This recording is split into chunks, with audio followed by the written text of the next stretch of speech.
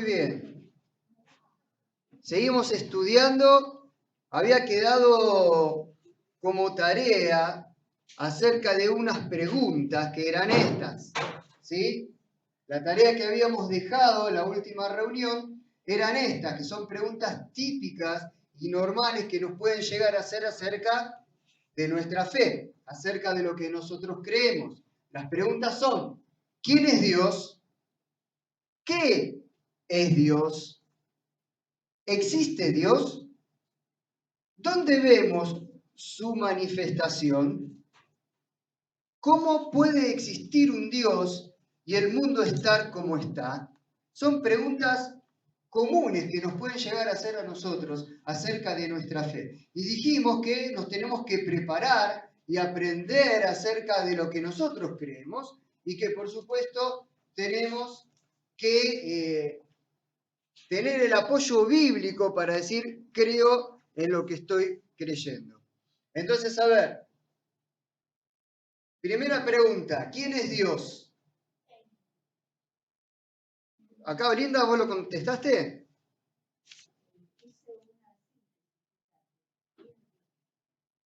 ¿Para qué? ¿Quién es Dios? ¿Es el creador? ¿Es el restaurador? ¿Es el salvador? ¿Es el primer misionero porque dio a su hijo a favor nuestro? Es el todo. Bien. ¿Qué es Dios? ¿Qué es Dios?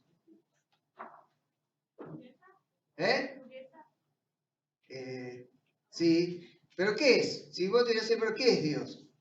Yo te digo, una silla es un lugar donde uno apoya el trasero, tiene patas para mantenerte firme, tiene un respaldo para que ponga la espalda. Cuando yo pregunto ¿qué es Dios? ¿Qué es Dios?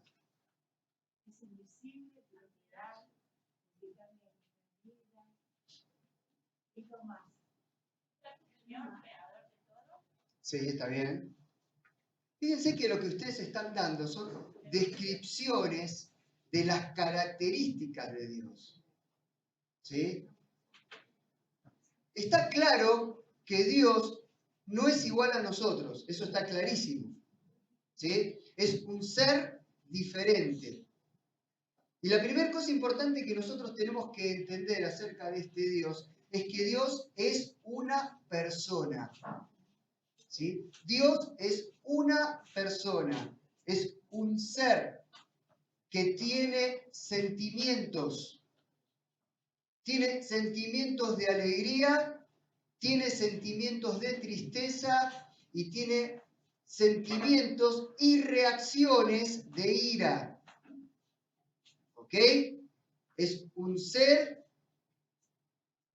Y nosotros, no quiero decir como nosotros somos parecidos a Él, porque somos imagen y semejanza. ¿Está? Así, muchas de nuestras reacciones, muchas de nuestras emociones, las tenemos nosotros porque Dios las tiene y cuando nos creó exactamente igual. Y mis queridos hermanos, la base fundamental que creo que nos reúne a todos es: ¿existe Dios? Porque si realmente no existe Dios, estamos perdiendo el tiempo acá. Estaríamos en casa, ¿sí? Mirando la televisión, tomando mate en casa. ¿Existe Dios? Sí. Sí. Dios nos dio un espíritu para que podamos adorar. La pregunta es si existe. La pregunta es si existe Dios, ¿sí?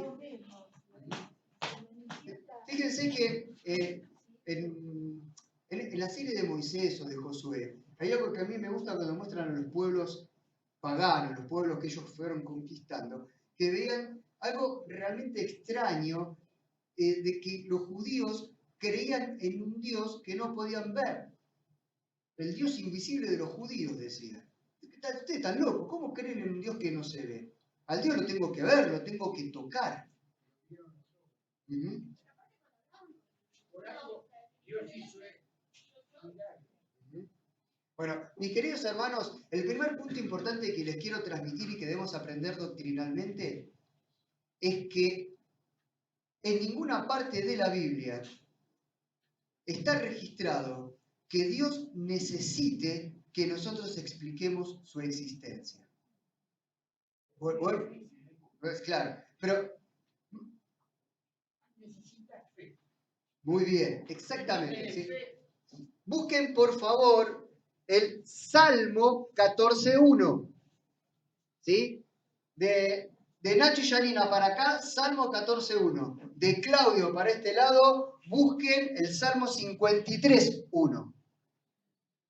Agarren Biblias, chicas. Agarren Biblias. Salmo 53.1.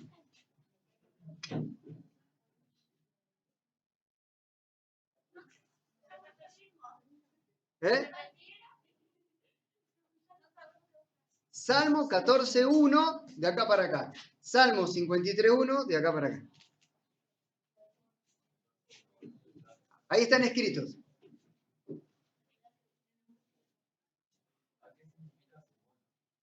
Ahora vamos a ver.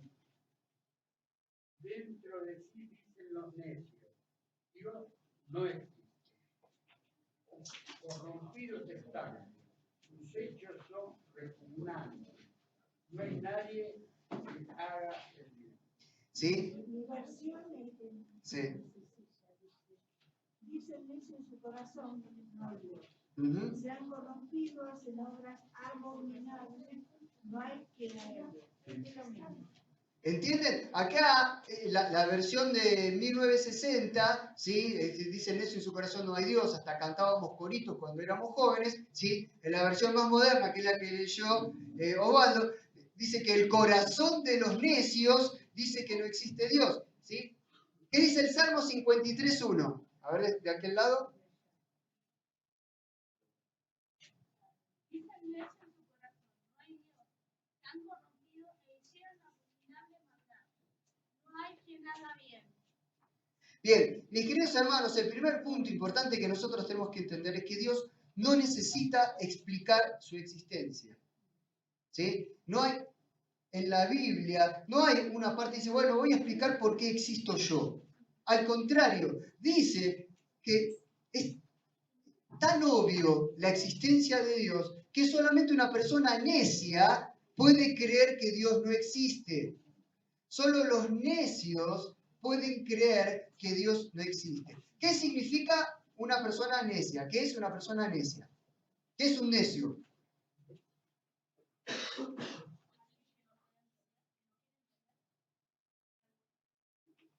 ¿Alguien que no puede entender o alguien que no quiere entender? Bien. El concepto que uno agarra al diccionario es alguien que no puede, porque se refiere a lo intelectual. Pero la palabra que ustedes leyeron en esos salmos, en el original que fue escrito en hebreo, la palabra necio se está refiriendo a una necedad moral. Hay muchas personas muy inteligentes, que dicen que Dios no existe.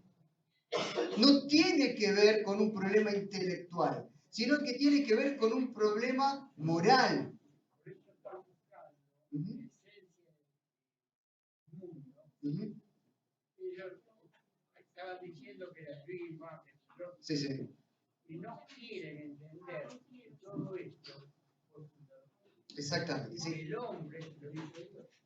Claramente, ahí dijo Osvaldo, no quieren. Mis queridos hermanos, cuando una persona dice, pero demostrame que Dios existe, entiendan que una persona que les pide eso es una persona necia. Y su necedad no es intelectual, su necedad es moral. Y esa necedad moral solo se cura con el Espíritu Santo. Vuelvo a insistirles a los maestros. Ezequiel, ¿escuchás? Bien. Vuelvo a insistirles a los maestros. Nosotros no estamos acá para convencer a nadie. No es esto una escuela intelectual. Si esto fuera una escuela intelectual, tendríamos el guardapolvo blanco puesto. Esto es una iglesia. y el que convence de pecado, el que cambia los corazones, es el Espíritu Santo. ¿Sí? Por más que nosotros tratemos de explicarles a los chicos o a los grandes, si el Espíritu Santo no obra, estamos perdiendo el tiempo. Es solamente cuando el Espíritu Santo toca los corazones de los chicos y de los grandes, cuando ocurren las transformaciones. ¿Sí? ¿Entienden eso? Es importante que los maestros entendamos esto. Insistan en que los chicos, los grandes, los jóvenes acepten a Jesús como su Salvador. Si no hacen eso, no vamos a lograr nada. Entonces, el primer punto que estamos hablando es que tenemos que las personas que dicen que Dios no existe no tienen un problema intelectual, es un problema moral. ¿Qué dice el mundo? Fíjense, si nosotros escuchen la radio, escuchen la televisión, y el mundo dice que si en la Argentina reforzáramos la educación, no habría tanta corrupción. Mis queridos hermanos, sin lugar a dudas hay que reforzar la educación porque estamos siendo de los países de la tabla de la mitad para abajo en educación. ¿Sí? Eso tiene que ver con generar riqueza en un país, eso tiene que ver con cuestiones de orden. Pero mis queridos hermanos, eso no cura la corrupción. Muchos de nuestros gobernantes corruptos fueron a la universidad, es decir, que intelectualmente, ¿sí?, están preparados mejor que muchos de nosotros. No es un problema intelectual, es un problema moral, espiritual, y solamente puede ser sanado a través del Espíritu Santo. Ahora, mis hermanos, es importante que entendamos esto. Yo me puedo parar delante de chicos que no conocen a Jesús como Salvador, o delante de adultos que no conocen a Jesús como Salvador. Y puedo tratar de mostrarle y de explicarle cosas de cómo pueden ser salvos, de la manifestación de Dios, de las bondades de Dios, de lo que Dios puede hacer en tu vida y fracasar. ¿Por qué? Primera de Corintios 2:14, de la mitad para acá, busca 2:14, de la mitad para acá, Primera de Corintios 1:18.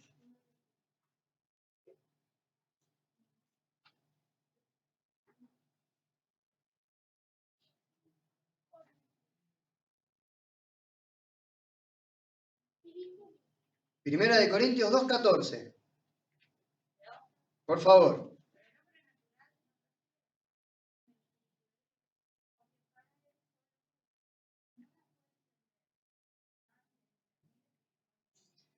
Muy bien. El hombre natural. ¿Se acuerdan que Pablo en Romanos nos hablaba de 3 tipos de hombres?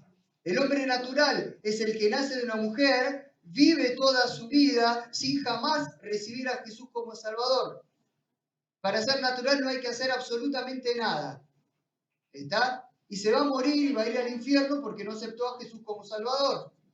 Ese es el hombre natural. ¿Sí? Después tenemos el hombre carnal, que es aquel que acepta a Jesús como Salvador, pero decide vivir sin obedecer a Dios. ¿Es salvo? Sí, pero desobediente. Y no hay frutos en su vida. Creer es obedecer. Y después tenemos el hombre espiritual, que es el hombre que, ¿qué? ¿No peca? Sí, claro, peca, pero se arrepiente y trata de seguir el camino de Dios. ¿Querés sentarte acá que te va a pegar los 2 aires calientes? ¿No? Bien. ¿Sí? Ahí dice que el hombre natural, ese que no aceptó a Jesús como Salvador, no lo va a poder entender. Para él es locura, porque solamente se discierne espiritualmente.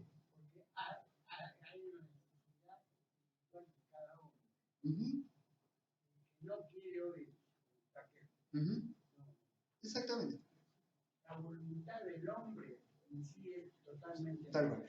Ayer Ezequiel nos enseñaba que Dios puede hacer de todo por nosotros, menos decidir por nosotros. ¿Está? ¿Qué dice 1 Corintios 1:18? ¿Lo encontraron?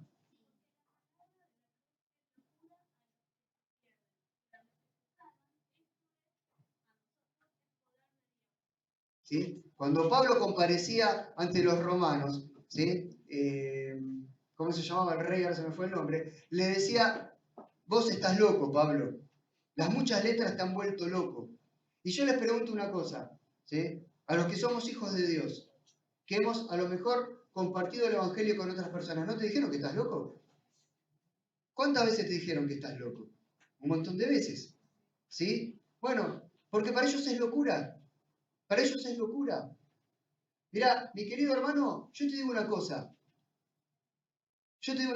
Quizás vos no te das cuenta, pero el hecho de que vos estés sacrificando quizás tu único día de descanso, el único día que a lo mejor podés dormir hasta el mediodía, y estás acá en este momento, el mundo te va a decir, y vos estás loco. Yo me acuerdo, fue un muchacho muy bueno, que hasta lo considero un amigo de la familia, y el muchacho me decía, cuánto sacrificio que hacen ustedes. Tengan claro que ustedes honran a Dios. Recién cantábamos darle loor a Dios. Están honrando a Dios por estar hoy aquí escuchando de la palabra de Dios. Para el hombre natural, para el hombre que no conoce a Jesús como Salvador, que le hablemos cosas de lo que está escrito acá, es locura. Dicen que estás loco porque está escrito ahí. Dicen que la palabra de Dios es locura. ¿Ok? Entonces es importante que nosotros entendamos eso. ¿Sí? Entonces, nunca fue el propósito de Dios manifestar en la Biblia o tratar de explicar su existencia. Mis hermanos, otra cosa importante que les quiero compartir, que tiene que ver con esto. ¿Qué cosa le agrada a Dios de lo que nosotros hacemos? Adorar, obedecer, orar, predicar. Temerle, que no es tener miedo, es ser reverente ante él. Hebreos 11, 6. Hebreos 11, 6.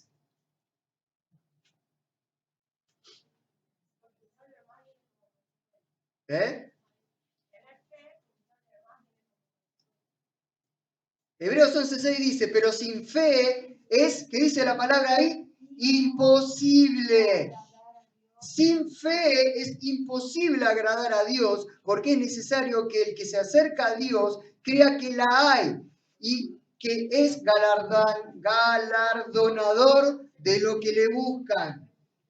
Si haces buenas obras, sin fe no le agradas a Dios. Si sos obediente sin fe, no le agradas a Dios. Si servís a Dios, hasta puedes ser un misionero, pero actúas sin fe, no le agradas a Dios.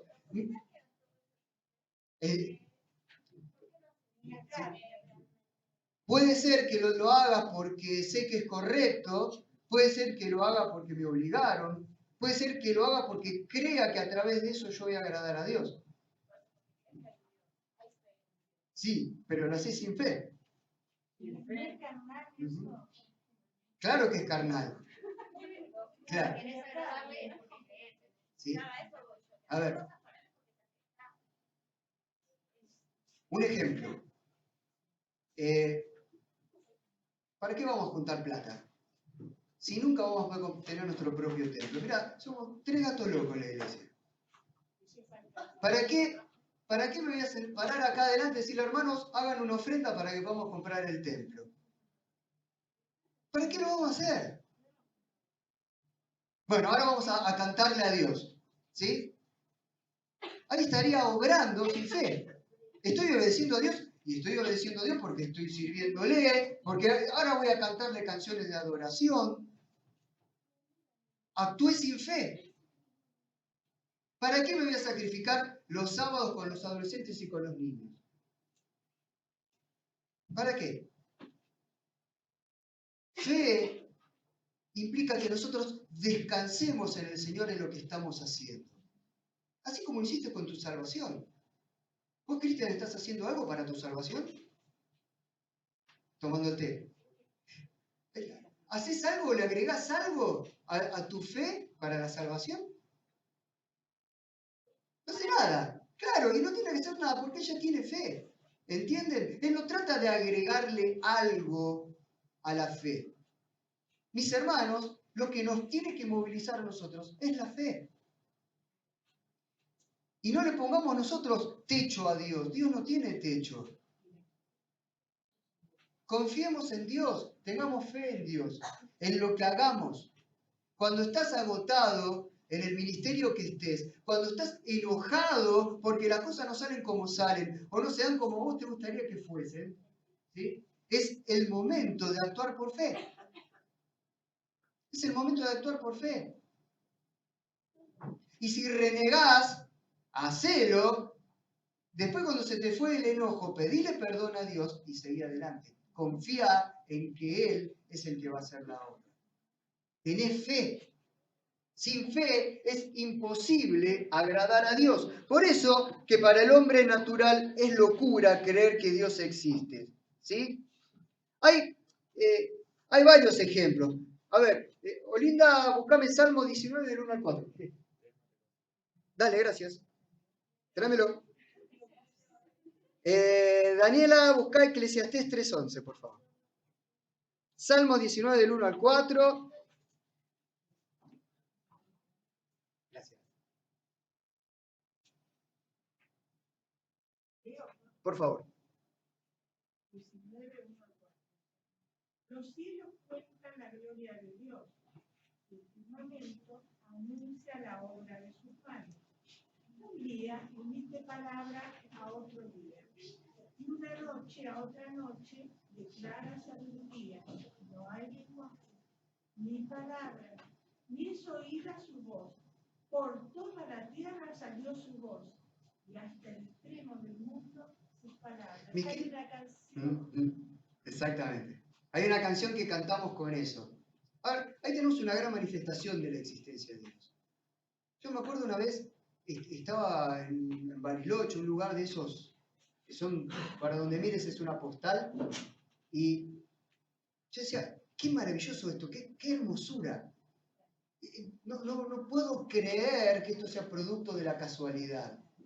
Es una belleza increíble. Y ese salmo dice que un día le dice al otro día, ¿sí? Dios existe. Se van pasando la voz, ¿viste? Pasar la voz, dice que se lo cuenta el uno al otro, ¿sí? Un día le dice al otro día que Dios existe. Y una noche le declara a la otra noche sabiduría de la existencia de Dios. ¿Sí? Solamente miren. Solamente mirar, a pesar de que este mundo ha estado casi 10.000 años en las torpes manos de los hombres, este planeta sigue teniendo cosas hermosas y maravillosas que manifiestan que Dios existe. Eclesiastés 3:11.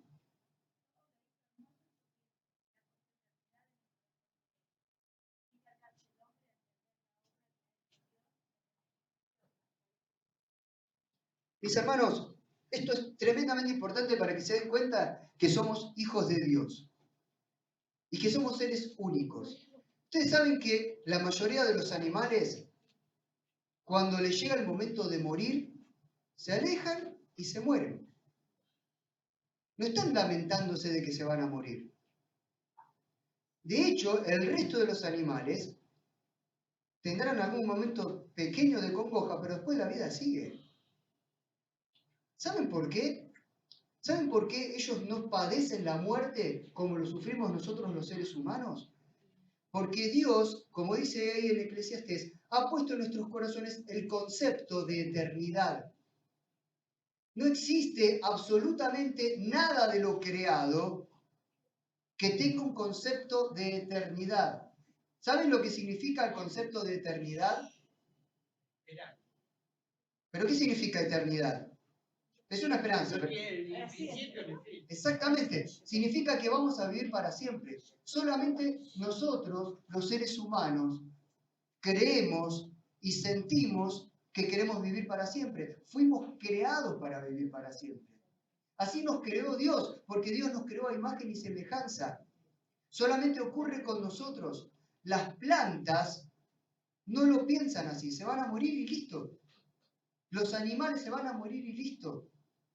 el metal se oxida, se carcome y desaparece. Hay una ley que se llama entropía, es una ley que se enseña en ingeniería, que se llama entropía, que dice que absolutamente todo tiende a destruirse, todo tiende a desintegrarse. En administración lo enseñamos. Cuando uno organiza algo, mis queridos hermanos, esto es un principio de administración. Cuando uno organiza algo, naturalmente va a tender a desordenarse. Pero si yo ya te dije que tenemos que hacerlo de esta manera, sí, no importa, lo tenés que reforzar. Porque naturalmente todo tiende a desordenarse, a destruirse, a desaparecer. Lo único que es eterno es nuestra vida espiritual y Dios. Y eso lo tenemos nosotros porque somos seres creados por Él a imagen y semejanza de Dios. Y el ateo más ateo, aunque le diga yo total me muero y termino en la tierra y nada más, tengan por seguro que cuando le llegue el momento le va a agarrar el terror de tener que enfrentarse a la muerte. ¿Eh? ¿Cómo? Como el que le pasó a Dios no está muerto. Como le pasó a Darwin. ¿Saben quién era Darwin? ¿Quién era Darwin? El que enseñaba que descendíamos del mono, el que hablaba de la evolución. Por supuesto que no está en los libros de la escuela porque implicaría ir en contra de la enseñanza del mundo. Iría en contra de la filosofía de Satanás, que habla de que somos producto de una casualidad. Pero Darwin, antes de morir, él dijo, sí, nunca encontré el eslabón perdido, evidentemente tiene que existir un Dios. Todo lo que dije fue simplemente una teoría, porque nunca pude demostrar que esa teoría fuera verdadera. ¿Sí? Entonces, mis queridos hermanos, es importantísimo que nosotros entendamos que los únicos que creen que existe la eternidad somos nosotros, los seres humanos. Busquen Romanos, por favor, Romanos 1:25.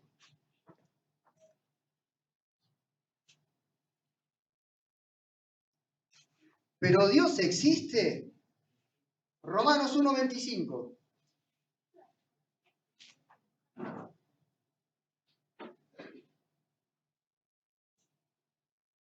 ¿Qué dice? Cambiaron la verdad de Dios por la mentira. Honraron y dieron culto a las criaturas antes que al Creador, el cual es bendito por los siglos. Dios es una entidad. Todos somos criaturas de Dios. Sí, Señor. Mira, que no quiera reconocer, es una criatura. Pero para ser un hijo de Dios, tiene que pasar por Jesucristo. Absolutamente. Absolutamente. Puede ser una criatura y terminar en el infierno. Puede ser una criatura de Dios y terminar. Todas las criaturas que no aceptan a Cristo. Ya, exactamente. Los humanos, ¿no? Los perros se mueren y ya está. Pero todas las criaturas terminan así. ¿Y qué dice que de las criaturas? ¿Qué dice del hombre natural? Que cambiaron. Lean esto, ¿no? Que parece hasta tonto. Cambiaron la verdad de Dios. ¿Por qué cosa? Por la mentira. Cuando una persona me dice, demostrame que existe Dios, entendamos que esa persona ha decidido cambiar la verdad de Dios por la mentira. Chicas, cambiaron la verdad de Dios. A las dos chicas, no están ellas. Cambiaron la verdad de Dios por la mentira. Entonces, cuando hables con una persona así, entendé que estás hablando en esa condición. ¿Sí? Un versículo, Sí. dice 1:22, profesando ser sabios, se hicieron necios. Profesando ser sabios, se hicieron necios. Y eso, insisto, no significa necedad intelectual. Porque de hecho se profesan ser sabios, intelectualmente saben mucho. Su necedad es espiritual. Hermanos, cuando te enfrentes con una persona para charlar y esa persona te quiera pedir explicaciones de la existencia de Dios. Lo mejor que podés hacer en ese momento es orar para que el Espíritu Santo lo transforme de hombre natural a hombre espiritual, o de mujer natural a mujer espiritual. Porque si yo trato de convencerlo, ¿sí? Estamos enfrentando con una persona que ha decidido cambiar la verdad de Dios por la mentira. ¿Sí? ¿Saben que no conozco el concepto académico, pero los psicólogos, ¿sí? Le dan un nombre, no sé si es psicópata, pero le dan un nombre a las personas que deciden cambiar la verdad por la mentira y se convencen de su mentira? Uh-huh.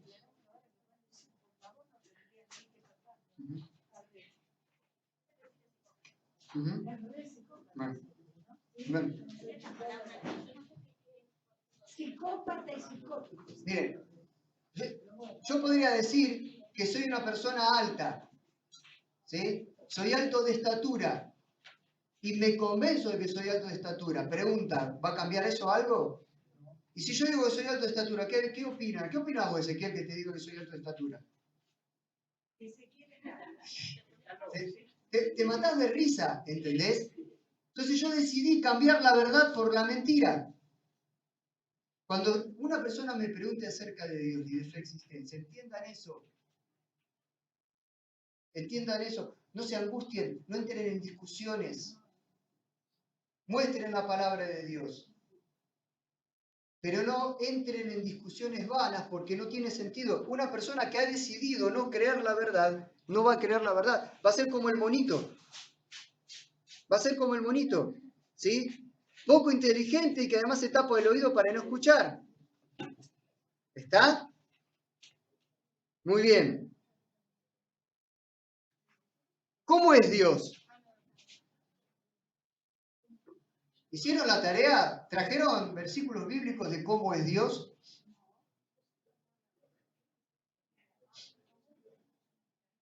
A ver.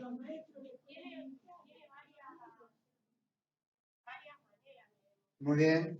Varias características, ¿eh? Como si yo digo, ¿cómo es Belén? Y bueno, hay varias características que describen a Belén. ¿Sí? Bien. ¿Cómo es Dios? Muy bien. Es espíritu. ¿Dónde dice eso en la Biblia? Muy bien. ¿Sí? ¿Quién dijo eso? ¿Quién declaró que Dios es espíritu? Jesucristo, exactamente, ¿sí? Jesús vino acá a la tierra, le dijo, muchachos, Dios es espíritu. Es decir, que Dios es material, ¿lo puedo tocar? No, porque Dios es espíritu. Esa es una característica acerca de Dios y la declaró el propio Jesús, ¿sí? Dios es espíritu. ¿Qué más? Bien. Ese. Único. Versículo que habla acerca de su unicidad. ¿Qué dice? ¿Qué dice? Primera de Timoteo. Búsquenlo, por favor. Busquen Juan 10:30 también. Juli, buscá Juan 10:30, por favor.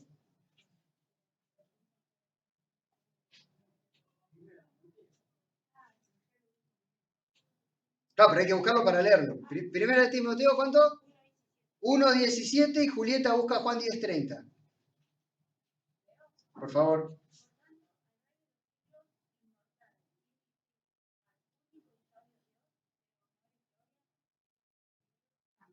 Al único sabio Dios. ¿Qué dice Juan 10:30? Claro, muy bien. Muy bien. Juan 10:30. ¿Sí? A ver. No es lo mismo unidad que unicidad. ¿Está? Unicidad tiene que ver con único. Algo único, ¿qué significa? Que no hay otra cosa igual. ¿Eh? No se repite. ¿Está? No hay figurita que se repita.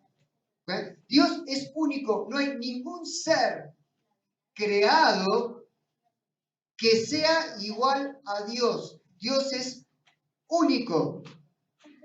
¿Sí? Esto se llama la unicidad de Dios. Dios es único. ¿Está? Claro, exacto. Y que no hay otro igual. Está completo. ¿Sí? Bien, Juan 10:30, Jesús dice, yo y el Padre uno somos. Ahí tenemos un problema que no se resuelve a través del intelecto. Ha visto al Padre. ¿Sí? Tenemos un problema que no se resuelve a través del intelecto. Si es único, si es un entero, si hablamos de la unicidad de Dios, ¿cómo que Jesús y Dios son uno? ¿Sí? Eso lo vamos a estudiar más adelante cuando estudiemos el Espíritu Santo. ¿Sí? Pero lo que tenemos que entender, hermanos, es que Dios y el Espíritu Santo son Dios. Jesús y el Espíritu Santo son un solo ser. ¿Está? No lo podemos entender intelectualmente. Acá hay que aplicar Hebreos 11:6. Acá hay que aplicar Hebreos 11:6. ¿Sí? ¿Sí? Acá exactamente, lo tenemos que discernir espiritualmente. Porque Dios y Jesús son uno solo, pero Dios es único. ¿Se entiende el concepto? Sí, falta el Espíritu Santo. Muy bien. ¿Qué otra característica acerca de Dios? Ya describieron que es único. ¿Qué más? Describieron que es espíritu. Omnipotente. Versículo. Busquen, por favor. Julieta, busca Jeremías 32:17. Y el resto busque 2 de Samuel 7:22. ¿Qué significa omnipotente? ¿Hay alguien más poderoso que Dios? ¿Hay algo más poderoso que Dios? ¿Dios puede ser derrotado? ¿Qué dice? ¿Puede leerlo?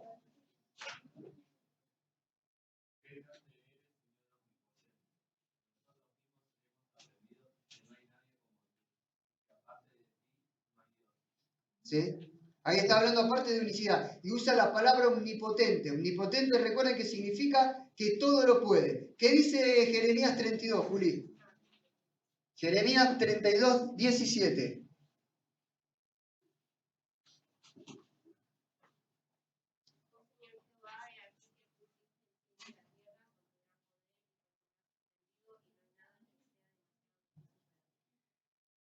Dios hizo el cielo y la tierra y no hay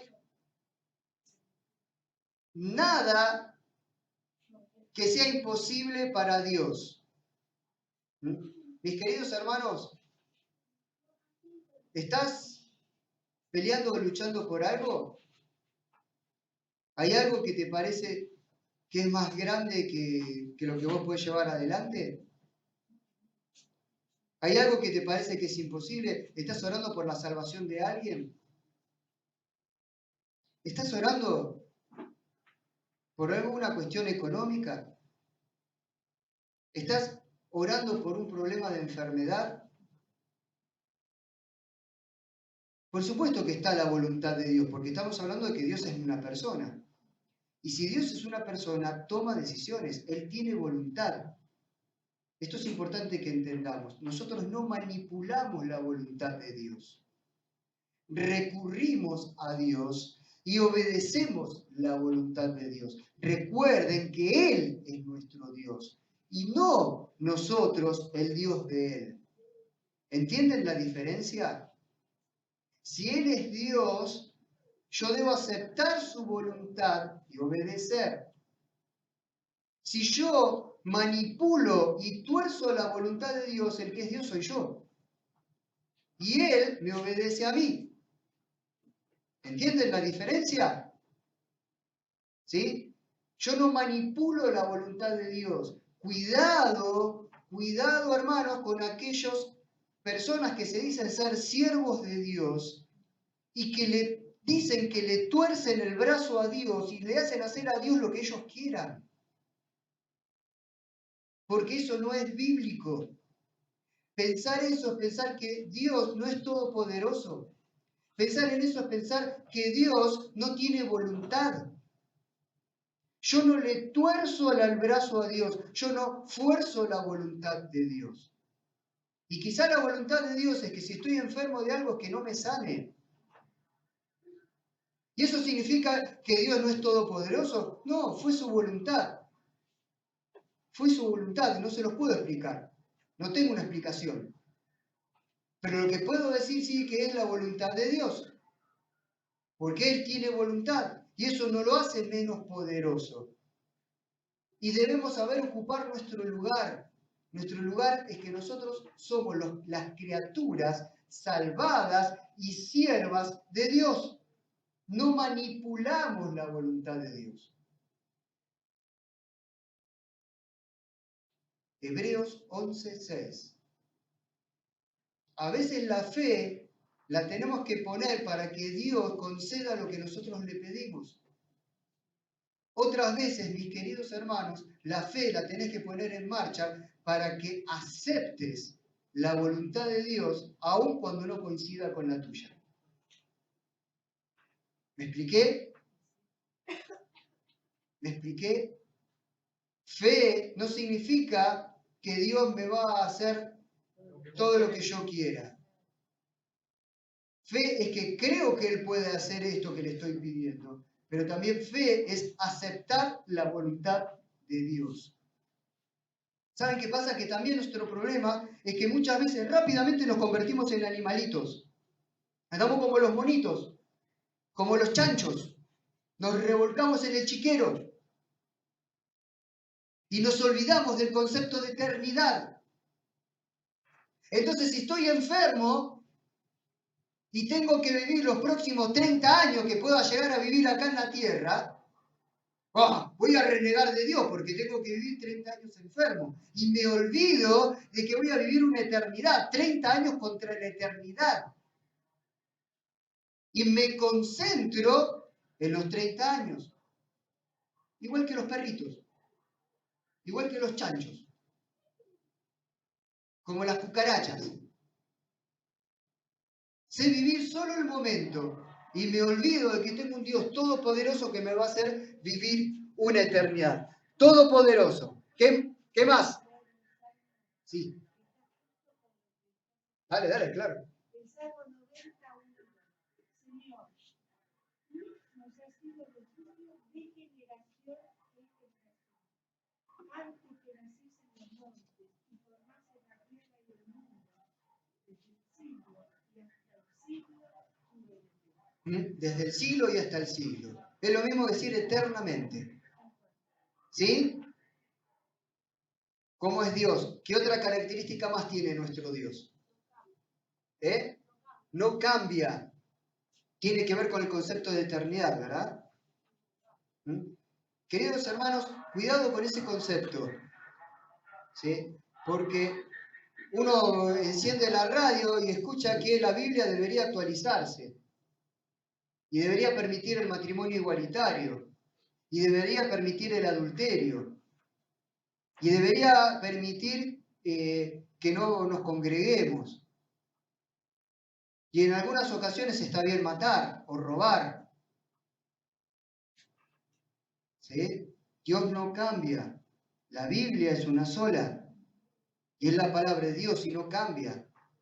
Fíjense, hermanos, que hay personas que creen seguir a Dios, como los mormones, que ellos decidieron cambiar la Biblia y armaron un nuevo libro porque, según el señor José Smith, Dios se le apareció y le dijo, mira, todo lo que dije hasta ahora no sirve nada, hay que cambiarlo de vuelta. Y definieron un nuevo concepto. Cuidado con esas personas porque están modificando, engañando, modificando una característica de Dios, que Dios no cambia. Dios no cambia. ¿Ok? ¿Qué otra característica más? ¿Sí? ¿Cómo se llama esa característica? Omnipresente. mis queridos hermanos, ¿cuántos otros seres, aparte de Dios, Jesús y el Espíritu Santo, es omnipresente? ¿Existe algún otro ser? Che, pará, Satanás es un ser poderoso. ¿Él no es omnipresente? ¿Él no puede estar en dos lugares a la vez? No. No. Satanás no puede estar en dos lugares a la vez. Es una criatura malvada, muy bien organizada y que tiene huestes en todos los lugares. En tu barrio, en tu casa, en tu trabajo, que le reportan. Pero eso no significa que él puede estar en todos lados. Otra pregunta. ¿Cuántos seres, aparte de Dios, Jesús y el Espíritu Santo, pueden leer lo que está en tu mente? Ninguno. Ni personas, ni espíritus. Ninguno, ni los ángeles, ni los demonios. El único que puede leer lo que está en tu mente es Jesús. Por supuesto que estoy enfrente de un asado y sí, me doy cuenta que estás pensando que te quieres comer el asado. Pero eso no es leer la mente. ¿Sí? Eso es inducir, deducir, intuir lo que está pasando por tu mente. Pero al fin y al cabo está arriesgando. ¿Está? Cuando vos estás en una situación difícil, el orar en silencio es escuchado tan solo por tu ayudador. El enemigo no puede hacer ninguna estrategia al respecto, porque él no es omnisciente ni omnipresente. ¿Qué otra característica? Bien. A ver. ¿Qué significa misericordia? Busquen Salmo 36:6, por favor.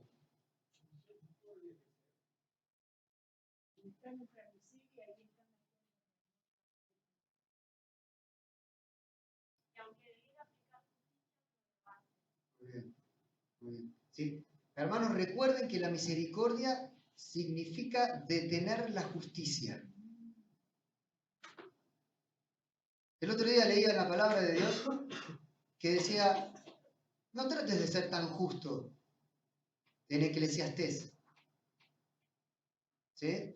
No trates de ser tan justo. En la yerga católica, no trates de ser más papista que el Papa. ¿Sí? No trates de ser tan justo. Antes, sé misericordioso. ¿Qué dice Salmo 36? 6 dije, ¿no? Sí.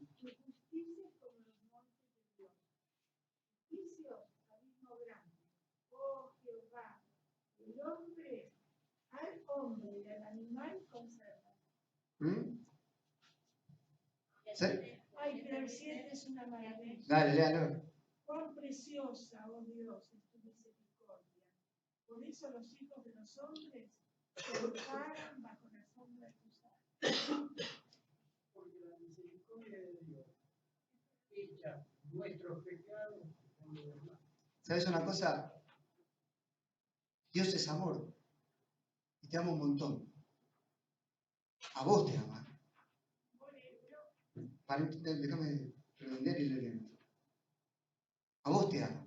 Y a pesar de que cada uno de nosotros somos pecadores, que cometemos errores, a veces nos portamos mal, desobedecemos, Dios, que es justo, debería tirarnos un rayo y partirnos al medio. Pero Él extiende antes su misericordia.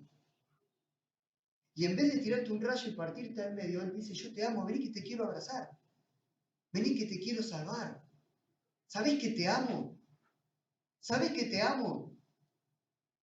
Pero Dios está siendo injusto cuando haces eso. Sí, lo sé, porque soy misericordioso.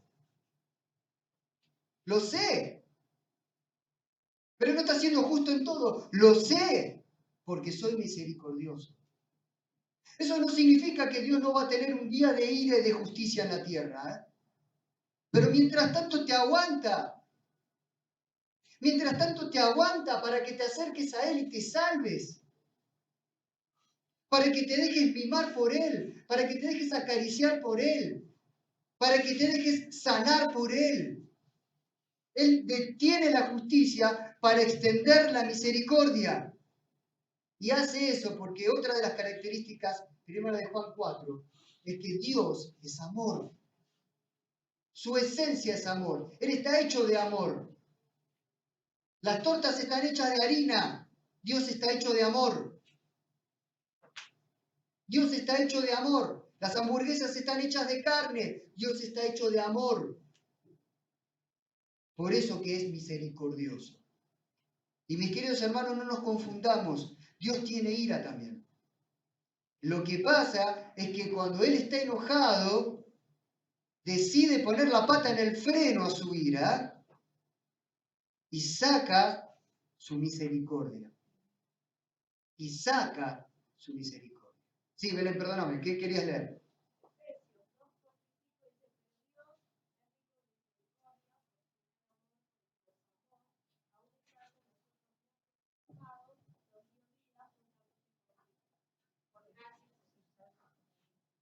Hermanos, recordemos siempre que el hombre natural es una víctima de Satanás.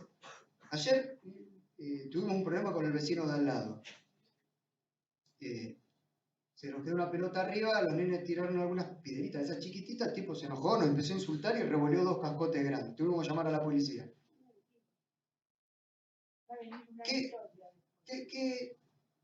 ¿Qué actitud tenemos que tener como hijos de Dios?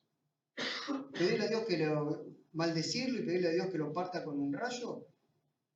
¿O deberíamos tener misericordia de ese pecador que está atrapado? ¿Sí? Y cuando se te pase el enojo, tenés que pedirle a Dios que lo rescate también. Porque sí, por supuesto que te enoja. Pero tenemos que ejercitar la misericordia. Con todos. Tenemos que ejercitar la misericordia. Por supuesto que tenemos que tomar recaudos y cuidados. Pero tenemos que ejercitar la misericordia. Hermanos, una de las principales características de Dios, Isaías 41:14, vamos ya terminando. Isaías 41:14.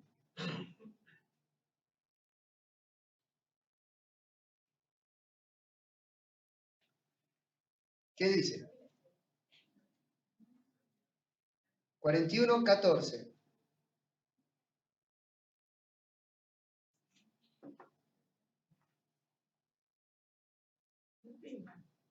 Por favor. No temas, gusano de Jacob, oh, vosotros los pocos de Israel. Yo soy tu socorro, dice Jehová, el Santo de Israel. Es tu redentor para cada uno de nosotros. El Santo de Israel es tu Redentor. Me encanta ese pasaje que arranca, dice, no temas que ustedes si ven un gusano, aparece un gusano ahí, ¿qué hacen? ¿No es cierto? Fíjense que el cuidado de Dios llega al nivel de ese bicho que nosotros lo aplastamos. Nosotros lo aplastamos y Dios lo cuida. Por supuesto que Él está hablando del remanente de Israel, de aquellas pocas personas que han sido fieles a Dios. Pero el concepto importante que yo quiero rescatar de este pasaje, Él dice que el que lo cuida, el que lo va a redimir es el ¿quién? El Santo. ¿Saben que Dios tiene muchas características? Solamente una única característica tiene elevada a la tercera potencia. Santo, santo, santo. ¿Sí? Solamente su santidad es la máxima característica de parte de Dios. Y siempre el ritual judío y lo que Dios pide de nosotros ha sido, santo también significa separado para. Entonces Dios separa lo que es santo de lo que no lo es. Por eso que aquellos que recibamos a Jesús como Salvador, vamos a ser apartados, retirados del planeta Tierra, para que lo que no es santo reciba la ira de Dios. Va a ser el momento en que el grifo de la misericordia se va a detener y no del todo, porque va a haber muchas personas salvas en ese momento también. Pero va a venir la ira de Dios. Entonces, mis queridos hermanos, una cosa importante es la santidad de Dios, que tiene que ver, en el caso de Dios, tiene que ver con pureza. Tiene que ver con pureza. Y también tiene que ver con apartar, separar lo que es de Dios. Mis hijos cobran por trabajar los domingos. ¿Sí? Cobran los domingos por trabajar en la semana. Y en función de lo que trabajan, cobran. Y ellos apartan su diezmo. Apartan, separan. ¿Sí? Una parte la dejan para sus cosas del mundo y una parte, el 10%, lo dejan para las cosas de Dios. ¿Sí? Lo mismo tiene que ser con todos los aspectos de nuestra vida. Y mis queridos hermanos, en serio les digo, recuerden que Dios dice que no usemos su nombre en vano. Cuando escuchen chistes utilizando el nombre de Dios o el nombre que es sobre todo nombre, nos tiene que revolver el estómago, no reírnos, porque Él es santo y nosotros debemos reverenciarlo como tal, como santo, ¿sí? Es algo sumamente delicado. Lean todo Levítico y van a encontrar que el Señor, el énfasis ha puesto en que los pueblos de Israel separen lo que es santo de lo que no lo es. Siempre fue ese concepto. Obedecer tiene que ver con eso, con separar lo que es de Dios de lo que no lo es. Romanos 1:18, búsquenlo, es el último pasaje que vamos a buscar. Romanos 1:18 muestra una característica de Dios que no es permanente. Todas las que dijimos hasta ahora, amor, misericordia, santidad, omnipresente, omnipotente, todas estas características de Dios que nosotros dijimos son permanentes en Dios. Hay una característica que no es permanente en Dios y la vamos a buscar en Romanos 1:18. ¿Qué dice?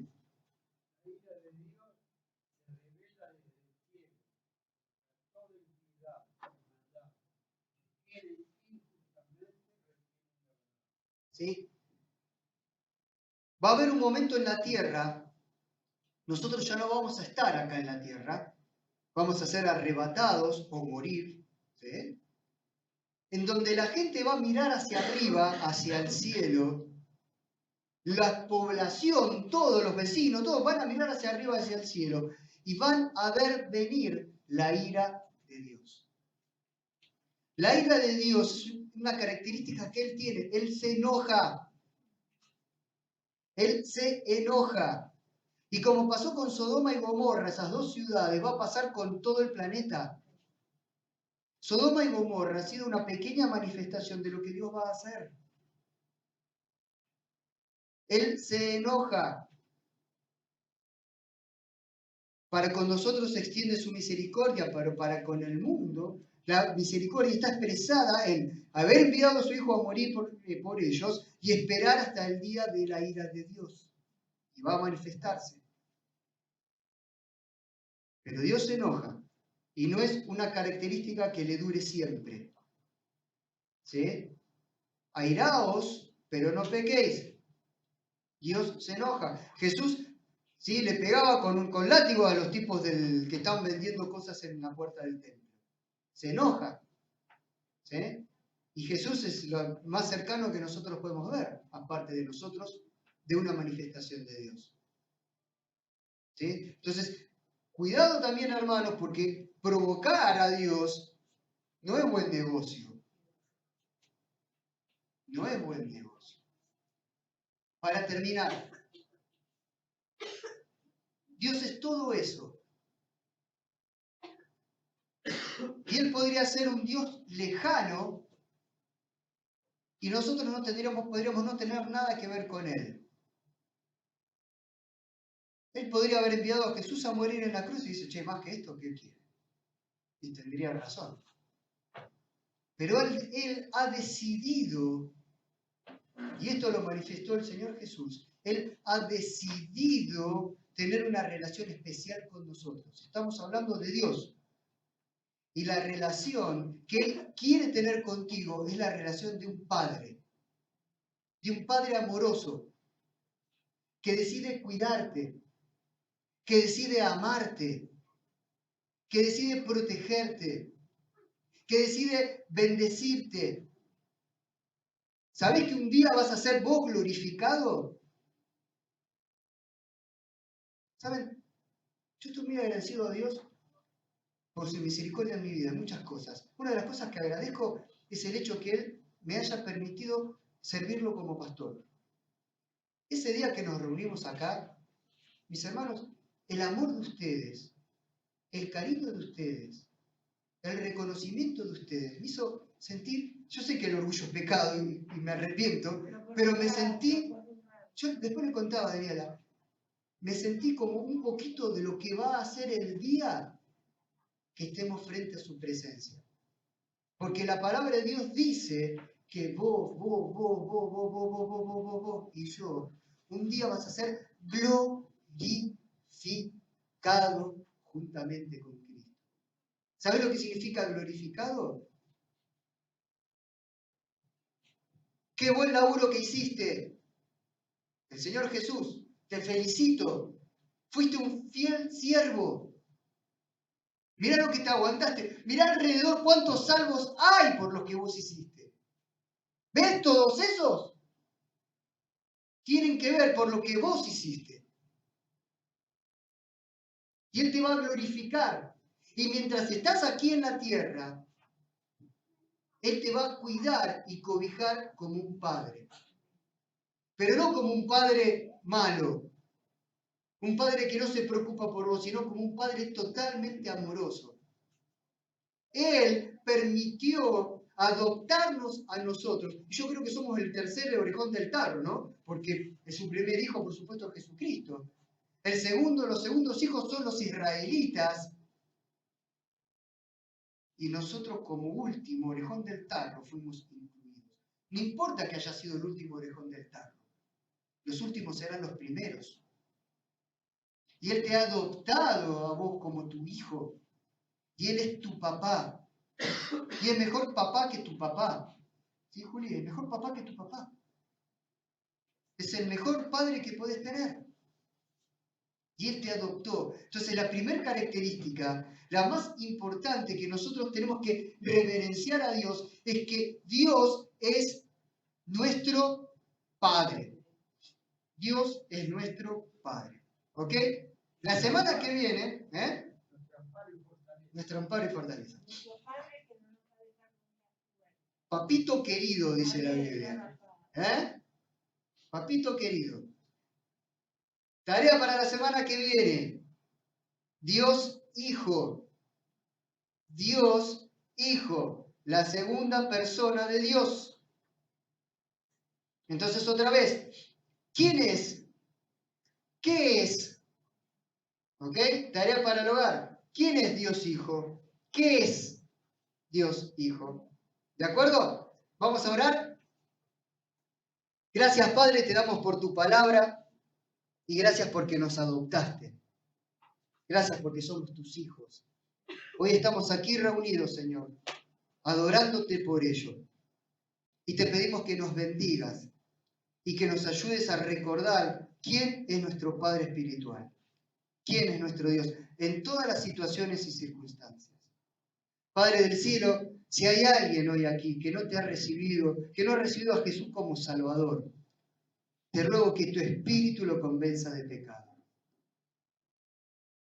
Te pido, Señor, que esa persona le pida hoy a Jesús que entre en su corazón. Y mi querido amiguito, hermano o amiguita, si no recibiste a Jesús como Salvador, repetí conmigo. Pedile a Jesús que entre en tu corazón ahora y repetí conmigo, diciéndole esto a Jesús. Señor Jesús, te pido perdón por mis pecados. Entiendo que me amás mucho. Entiendo que querés cuidarme y protegerme. Por eso te acepto como mi Salvador. Te pido que entres en mi corazón, que quites todos mis pecados. Te lo pido en el nombre de Cristo Jesús. Amén y amén. Amiguito o amiguita, si recibiste a Jesús como Salvador, a partir de este momento sos un hijo de Dios. Él es tu papá y te va a cuidar y proteger como el mejor papá. Nunca olvides eso. Dios te ama muchísimo, más que nadie en todo el mundo. ¿Ok?